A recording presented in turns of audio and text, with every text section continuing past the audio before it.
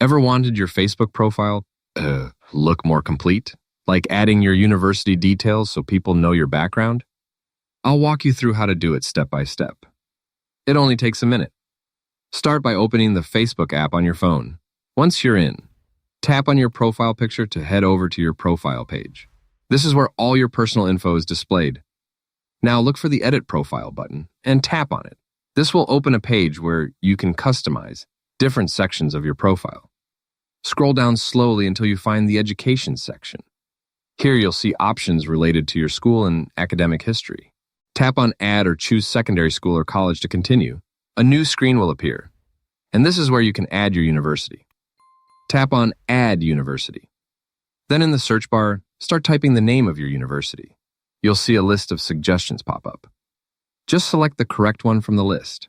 After that, you can add more details like your field of study, the years you attended, or anything else you want people to see.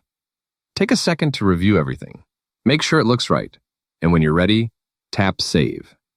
Your university is now added to your profile and visible to others. Thanks for watching, and I'll catch you in the next one.